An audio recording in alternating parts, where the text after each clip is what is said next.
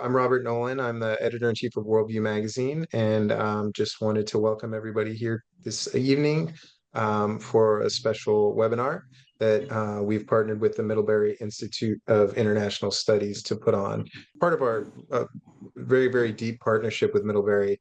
And some of you may know that this is a relationship that's goes back many, many years. There's a lot of core lore that's tied to Middlebury, and it's not lore, it's true.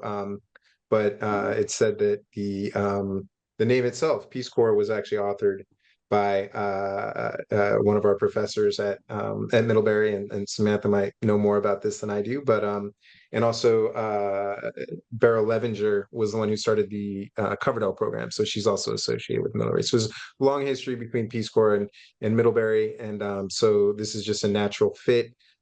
We come together over the course of the year, through partnerships with Worldview Magazine.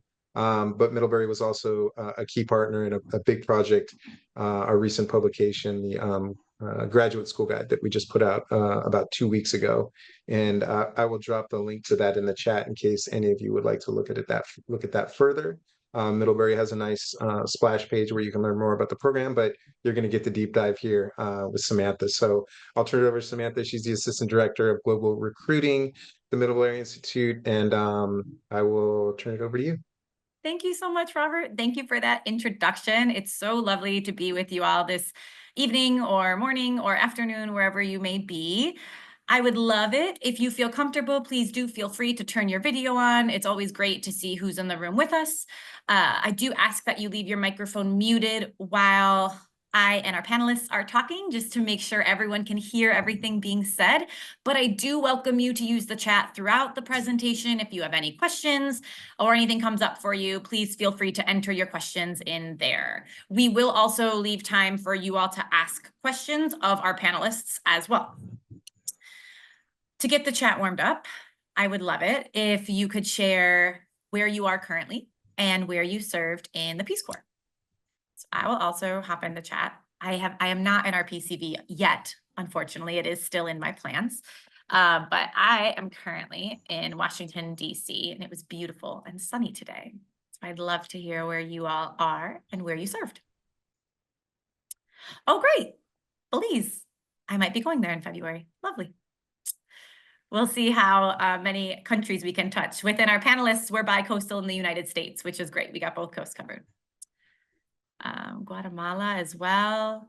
Timor-Leste. Hey, Silver Spring, you're just right up the way from us, and served in Sierra Leone and Kenya. Wow. Eswatini, Mexico. You got some more Cali friends serving in Peru. Oh, this is lovely. So great to see. Thank you all for sharing. And to give you a little bit of background of the Middlebury Institute, in case you do not yet know, we were founded in 1955 as a school to train foreign language teachers during the Cold War.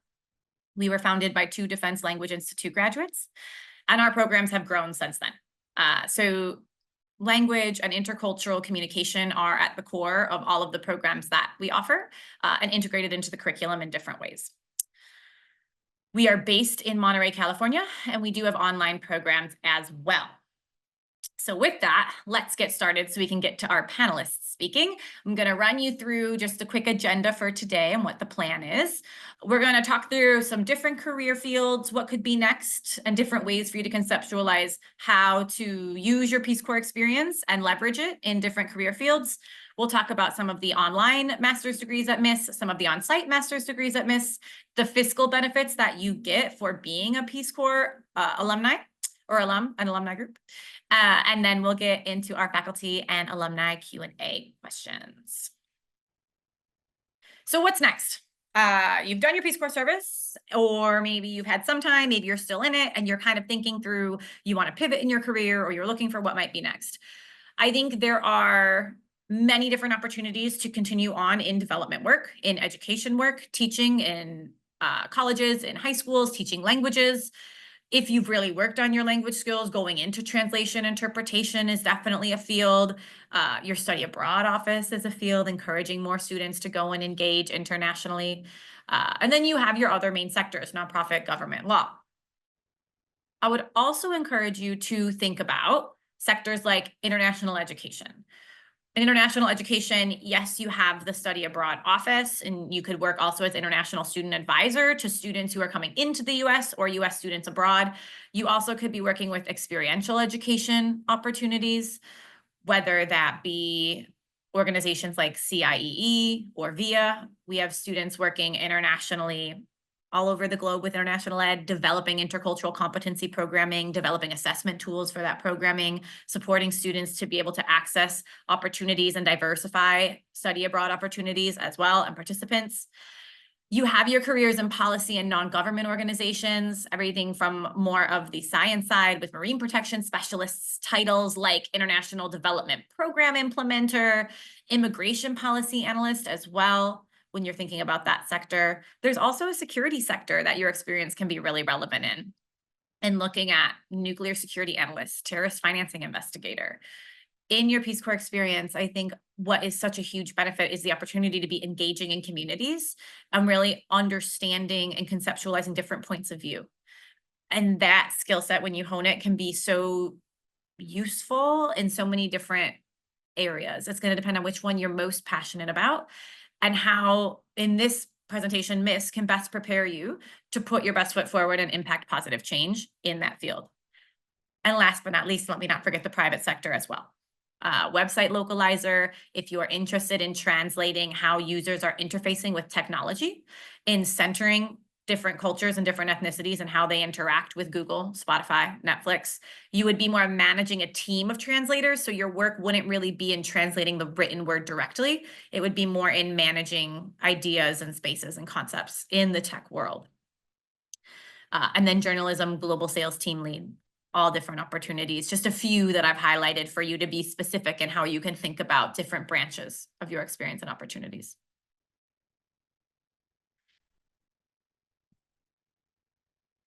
So let's talk about the Miss community. We have programs that are online and programs that are on site. Either way, what makes Miss quite unique as an institution is it's very, very high touch. We're very focused on career development. We have a very strong alumni network. So whether you are online or on site, you are going to have a career advisor, and that career advisor is going to be working with you throughout the start and completion of your program and for life to be assisting you with any aspect of career development, whether that be resume updating, how to negotiate a salary, I want to pivot in the field. What other opportunities, networks can I reach out to that can help me figure out what my next step is going to be? The Miss alumni are also noted as the Miss Mafia because we really love our own. And the Miss Alumni Network is so powerful in being able to lift their whole community up and bring access to different opportunities to students who have participated in our programs because they know the quality of the learning that's happening at the Institute and how hands-on and immersive that learning really is. You're starting projects with organizations from day one of your program, and you're completing your degree with a full-time internship. That can be paid or unpaid, domestic or international. So you're really applying all of these concepts that you've been working on throughout your coursework in one final big internship project. We have access to professional development funds for students that are online and on-site, access to experiential learning funds for students that are online or on-site. If you want to go abroad and have experiences, no matter what modality you're studying, you have access to those. And then in these programs, you're going to be really honing specific skill sets. You have the opportunity to take courses across your modality. So if you're taking an online program course, you're welcome to take other courses. For example, if you're taking international education management, you're welcome to take teaching English as a second language courses for parts of your electives if that's an interest to you, if that's a skill set you want to hone. If you're an environmental policy and management student, you're welcome to access the data analytical coursework that's available in our policy and development and our MPA programs if you really want to be honing in on your data analytical skills. Our intercultural competency coursework is available to all students of modalities. If you want to be focusing in on language, that is for our on-site programs, you're able to do that as well. So Miss is really an area for you because it's such a tight-knit community to personalize your learning and the experience you want, and then maximize that and apply it to a future career where you're impacting positive change. To give you a list of which one of our degrees are online, You can see it right here on the screen. Our teaching English program is online. Our international education management program is online. We have an MPA in sustainability, a localization project management, and a cybersecurity course. Those are all of our online course offerings at this time. Our online courses have starting terms in the spring, which is January. It's a little misleading. And then the summer at the end of May, and then fall again in the beginning of September. For our in-person MA degrees, you can see a list here as well. I'll run through it quickly for you. Translation and interpretation, translation and localization management, international policy and development, environmental policy and management, non-proliferation and terrorism studies, and international trade. These programs range in length, as do our online programs, anywhere from 1 calendar year to 2 calendar years, depending on the program. Some of these programs only start in the fall. Some of them have a fall and a spring start. So if you are interested in one in particular, feel free to throw it in the chat if you want to know more information about its application cycle. And I love this picture of beautiful Bixby Bridge in Monterey. So Big Sur is just south of campus, and the ocean is like 2 blocks from campus in Monterey. So it's beautiful. They have like a 26-mile trail. I used to live in Seaside. I would bike to work every day because it's like a 5-mile bike ride, and I would bike on the trail like along the ocean. Monterey is beautiful. It's such a unique place to pursue a grad degree, and it's really just like, I like to call it a playground for grad students because there's so many organizations and opportunities for you to be engaging with and getting involved with. There's like 50 different student orgs, everything from beach cleanup crews to like women in security. So everything ranging from like fun passions to furthering your professional development as well. Okay, let's talk about some funding. So for return Peace Corps volunteers, you are guaranteed a 25% scholarship based on your alumni status. So all you have to do on your application is indicate that you are an RPCV, and you will be guaranteed a 25% scholarship starting offer. If you are interested in the Coverdell Fellows program, we have a 50% guaranteed scholarship for Coverdell Fellows, and we have 20-ish spots available annually, which is not an insignificant amount. So I would definitely encourage you to kind of, as you're crunching the numbers and considering everything, it's nice to be affiliated with a program that provides you that level of specificity.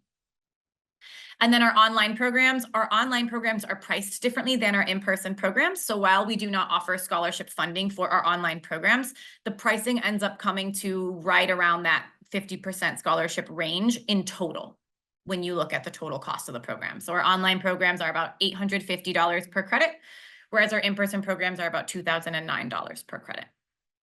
So just as you can kind of conceptualize some numbers there. Online programs also, if you're currently in a job and you're unable to move to Monterey, you're able to continue working while pursuing your degree. Our online programs are all asynchronous, week-to-week deadlines. So you're not going to get a whole semester's worth of work. You're going to have things that are broken up into segments. And then in those, you're going to be like recording videos. You're going to be commenting on your students' posts. You're going to be still having like optional study hours if you want to attend to see your classmates or be around other people. So there's a lot of different options for you to still be like engaging live with faculty, with students, and with alumni as well in our online programs. Okay, now that I have given you the overlay of MIS and the benefits that RPCVs see when they come to MIS programs and the fiscal benefits they enjoy, I am very, very, very excited to hand it off to our panelists. Panelists, I'm actually going to have each of you introduce yourselves if you don't mind, because I think it's going to be a little more interesting to hear from you directly. Jeff, do you mind if I start with you? Sure. Hi, everybody, and welcome.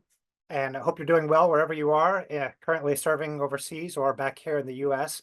My name is Jeff Langholtz. I'm a professor at the Middlebury Institute of International Studies in Monterey. And would you like to go ahead and give like a 2-minute intro here, or how long should I go? Yeah, sounds 2 good. minutes? Okay, Yeah. sure, yeah.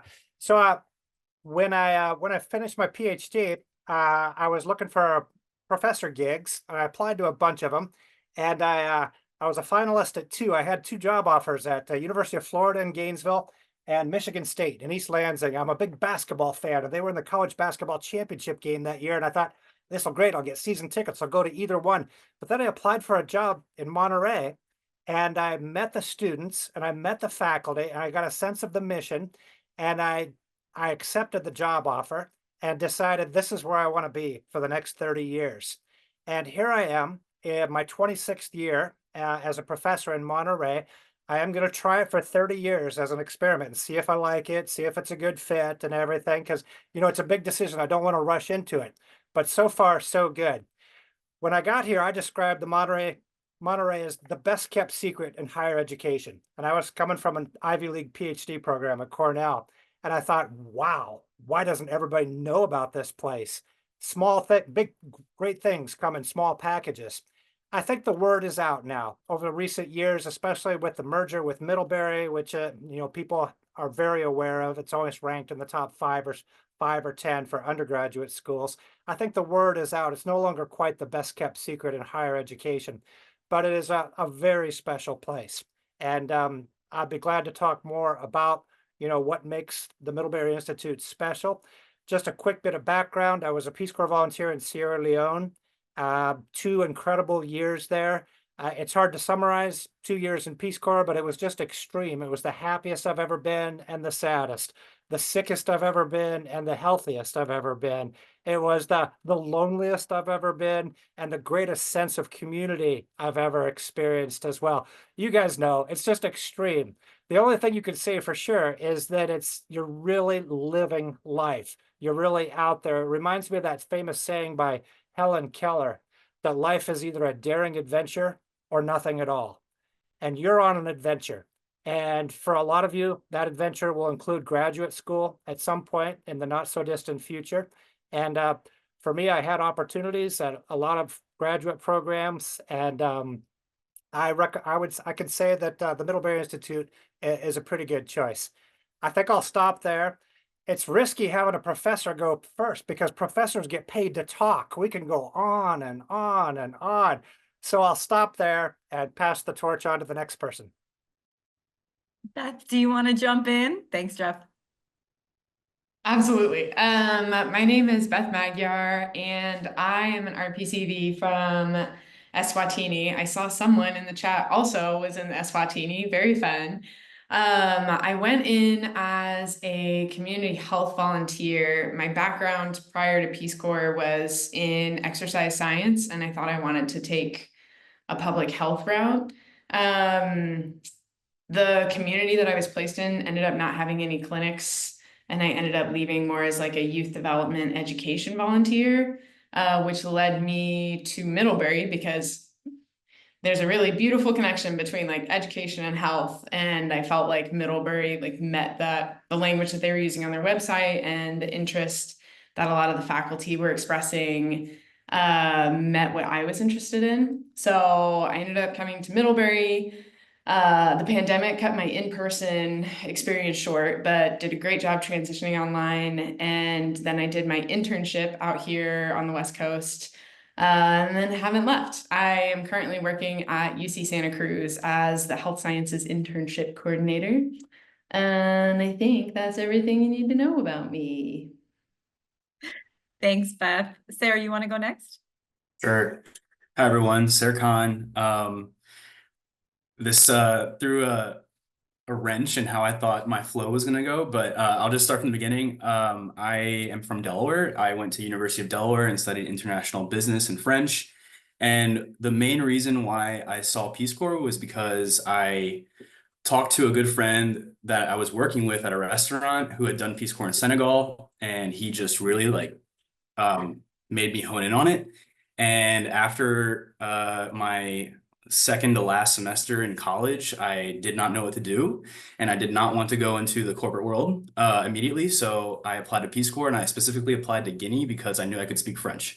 So that really made me fall in love with all things West Africa, and it led me to my career where I focused on trade and development in the African and Middle Eastern context. At Miss, I studied Arabic at the summer intensive language program, which was such a blessing because I got to study it during my studies at Miss, which was awesome. And I'm using it now on the Middle East and North Africa team in the commercial development program in the Department of Commerce. It's a lot, but I get the honor to work with a lot of RPCVs who are all geeking out daily on the countries they get to go to, including countries that they served in. So Yeah, I chose Miss because of the language and because I got the pair trade and development, which I saw a lot of in Guinea. And I think that's kind of it. I think the thing that I would say I missed the most about Peace Corps, and I definitely echo what everyone else has said about their experience.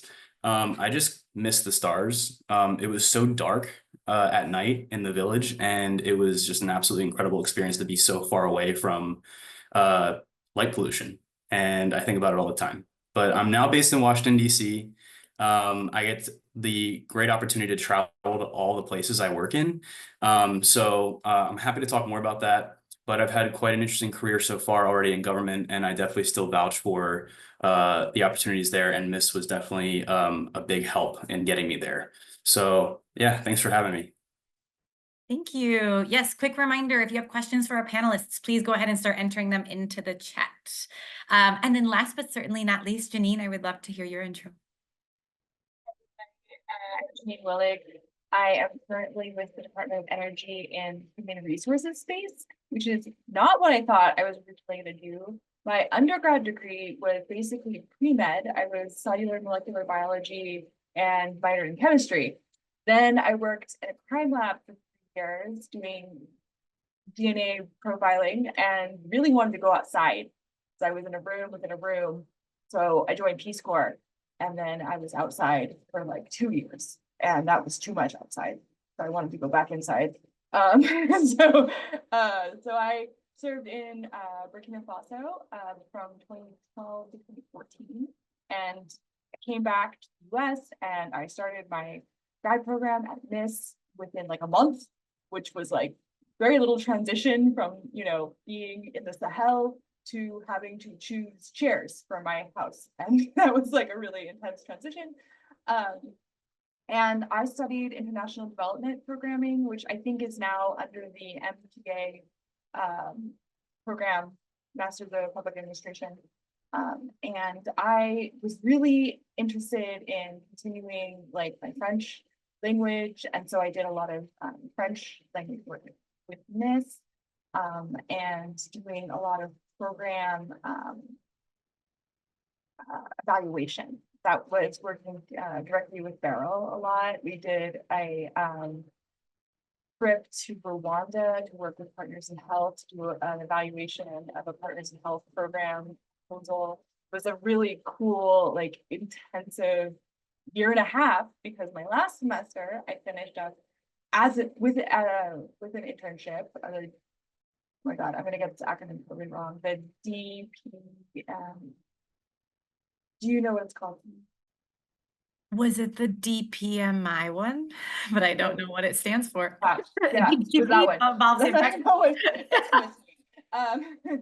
But so I started working with this organization called Social Impact on the East Coast in Virginia. And they really showed me the ropes of, you know, what contracting work looks like with USAID. And 5% of all development work has to be put towards the program evaluation of that program. So are we being effective in this work is really the question that you ask and answer. And Social Impact had a really huge emphasis on making those evaluations accessible and usable. So like, we're gonna write this big old report that no one wants. How do we make this thing really apply to people so they want to read it, so it's worth their time, so it's, you know, accessible, and we can implement any changes that we might find in our recommendations. From there, I used my NCE, my non-competitive eligibility, to transition into EPA. So I worked with EPA, and I fell into the human resources space. And I kind of got my feet under me because I had taken some of the data analytics classes at Miss, and all of my job is basically data analytics. I work in human resources, like workforce analytics. So who's all in our organization? We have really big organizations that stretch across the country and some people abroad. And we need to know, you know, what those people are, what their salaries are going to be, what our budget is. Our budget's going to cover awards, how much. So it's conglomerating a huge amount of data into digestible pieces, and like data visualizations and data communication is a huge part of what I do now. I am moved from the East Coast back to California at the beginning of this year because I got a remote opportunity with the Department of Energy, doing a lot of the same stuff, kind of at a higher level now. I've moved out of Excel and now I'm working in other platforms like Power BI and SharePoint, and doing a lot of business process improvements. So trying to understand somebody's like journey and what they do and how to like make them work less hard.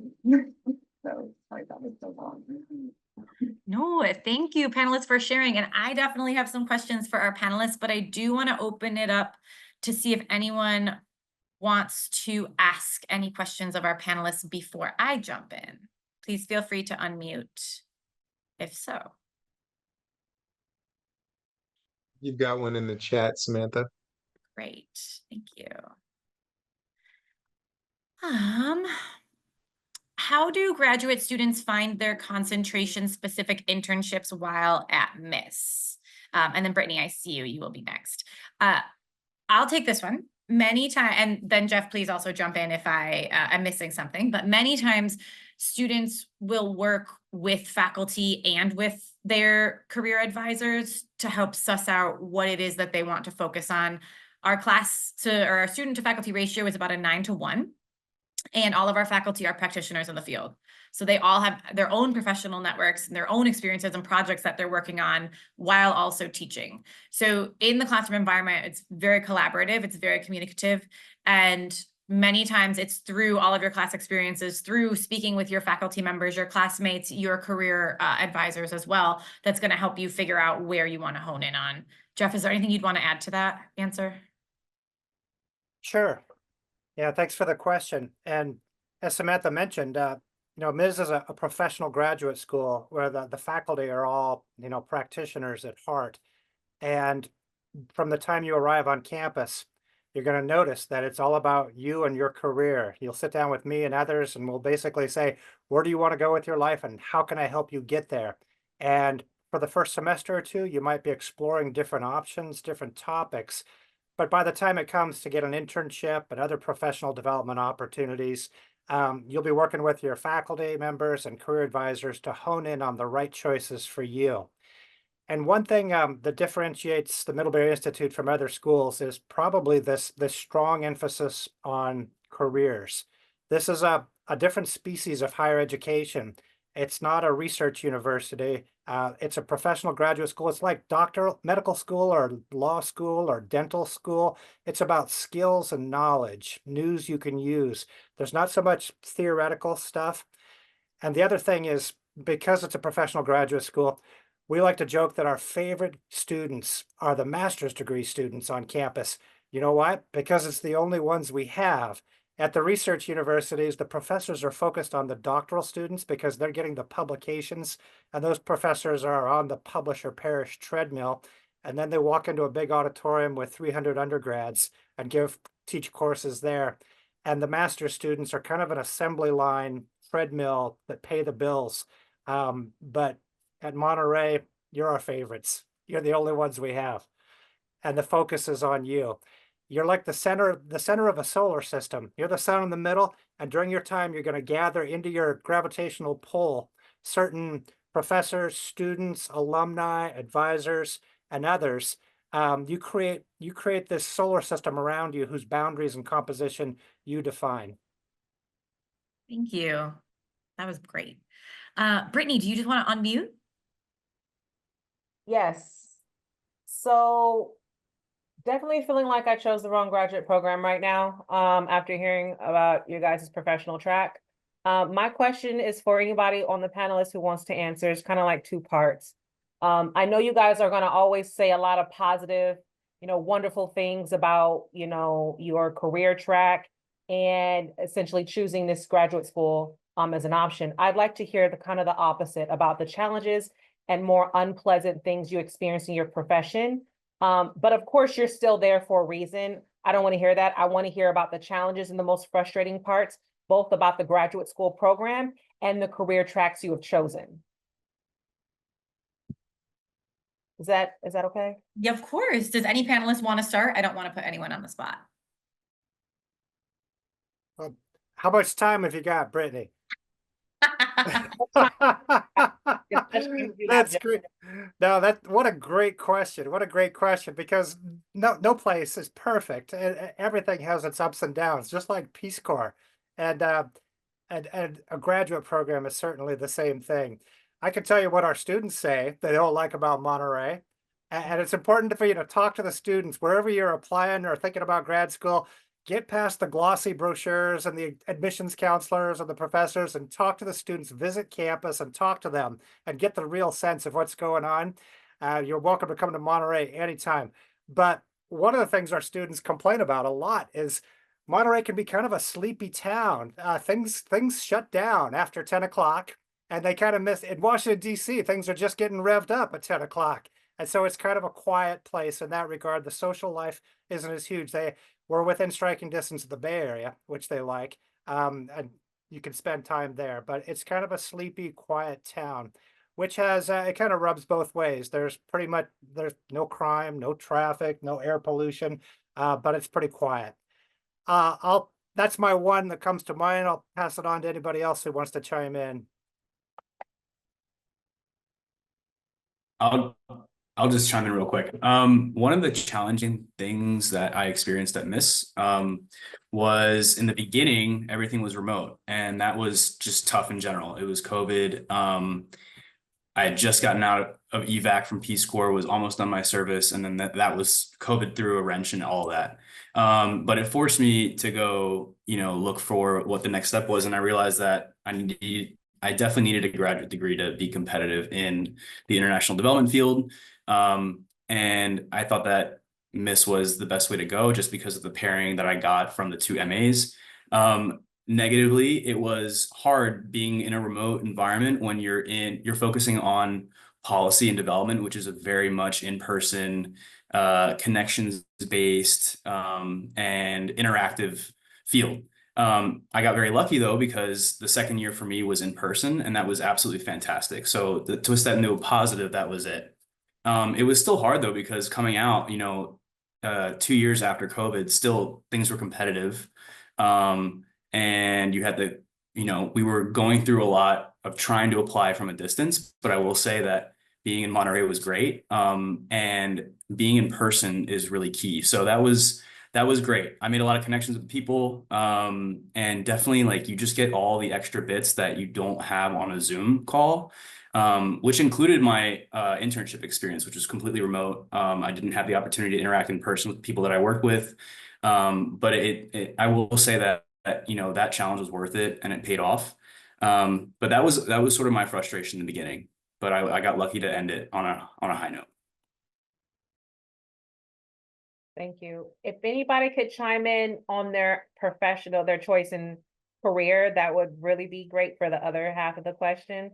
Otherwise, please move on.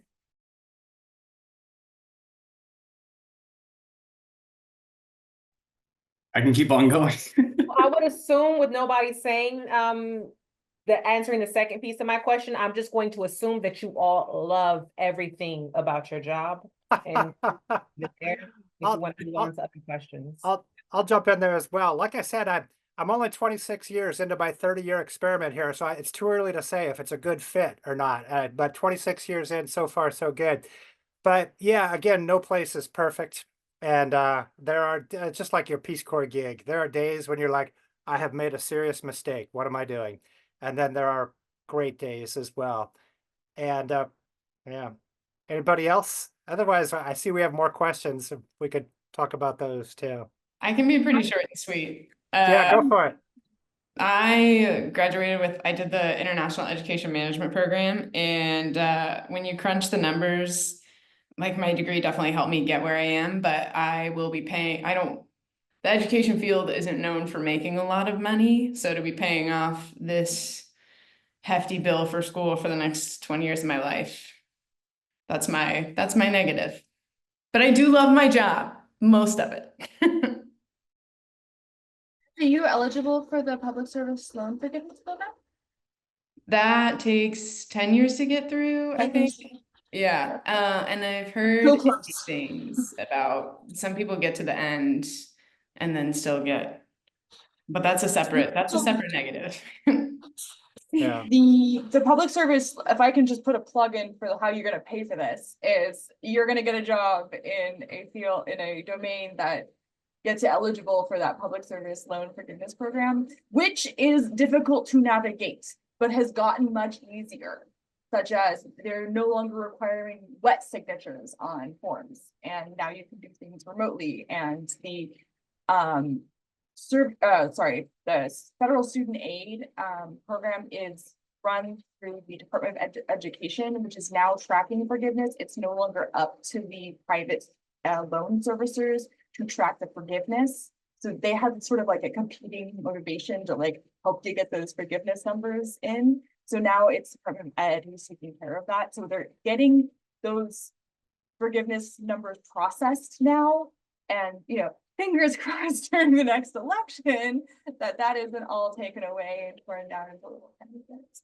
But for me, like, you know, I brought up at one time that I work in federal human resources at a party, and they said my job sounded so boring, I might actually be in the CIA because it's a cover for a different job.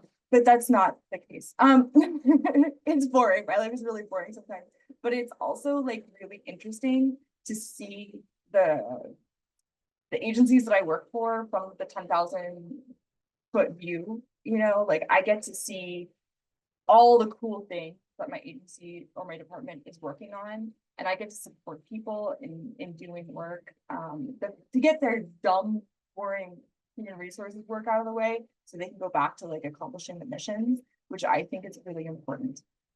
So I like being where I am in that aspect because I know that I'm helping people not have to do stupid human resources stuff and then go back to doing what's actually important. Thank you. We've kind of started to touch into Nora's question also in the chat, which I appreciate. It's as if I planned it. I didn't. But she was talking about the investment in a graduate degree. And so, Nora, to your point, you need to decide what program you're applying to before you apply. However, any further like declarations within that, for most programs, you don't need to make a further declaration. So like you'll have to choose your program. And then as you're going through, you'll probably end up selecting, and you're working with your career advisor and you're working with your program chair, you'll end up selecting like electives that are going to hone different areas of growth that you want to hone for yourself, but you don't need to make any further, I'm just thinking through all of our programs here to make sure that I'm not leading you astray. You don't need to make any further declarations of like specializations or things like that that are mandated from the MIS side. Mhm. And then Janine, I would love to throw this question back to you with your experience in government. But she was asking, how does the degree compete amongst other masters in applying to behemoths like the US government? So the way you're going to know it is through your NCE, through your non-compete eligibility. So if you have that 2-year grace, oh, sorry.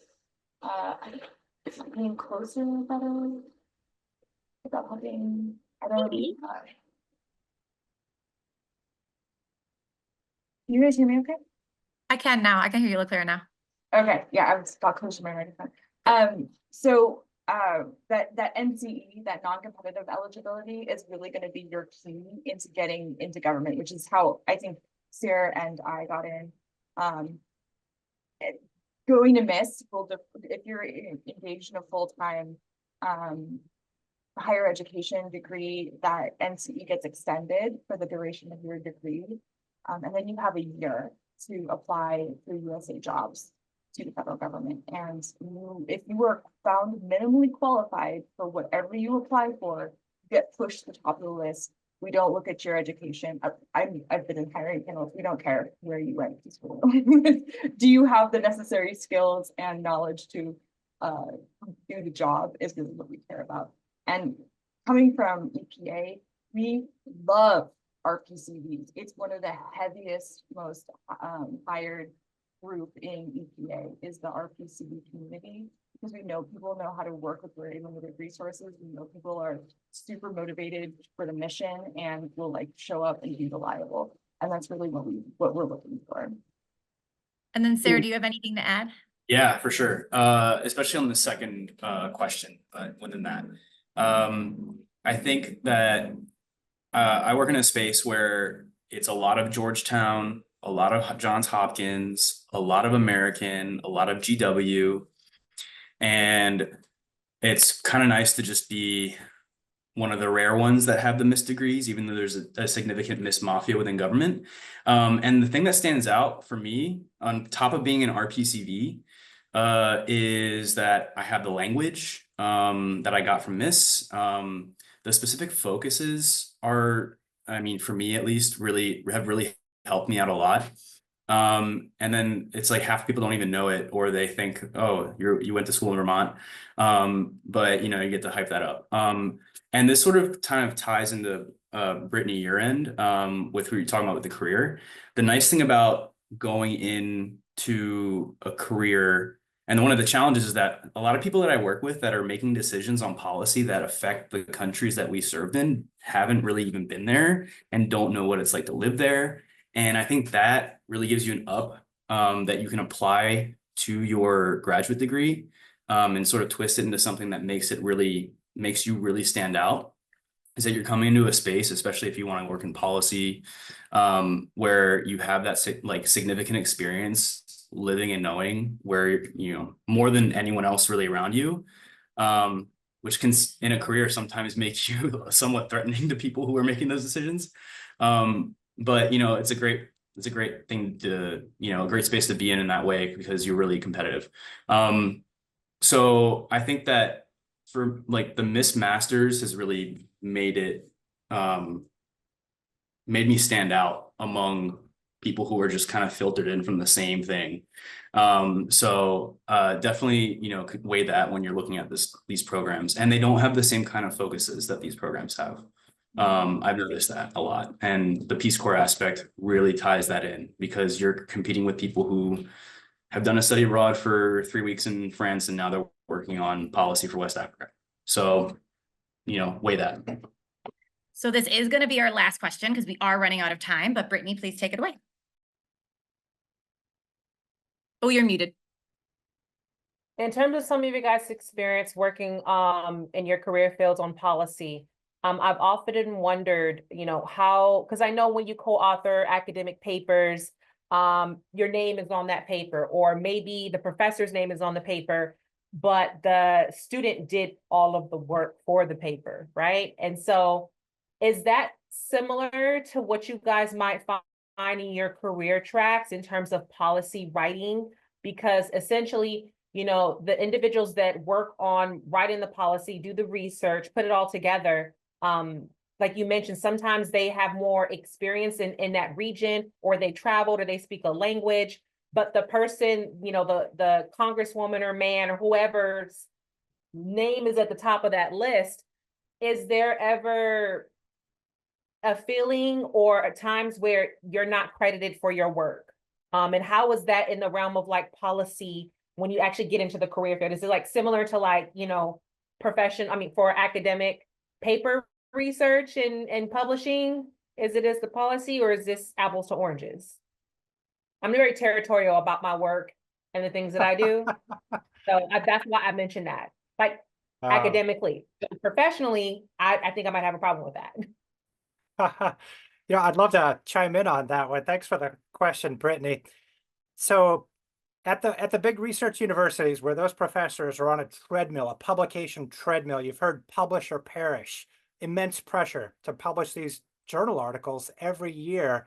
There is some bad things going on, and these egos that you can land a Boeing 747 on, and they take credit for stuff they don't do. In 26 years, I've never seen that in Monterey. Again, it's a professional graduate school. It's not your typical kind of big research university vibe here.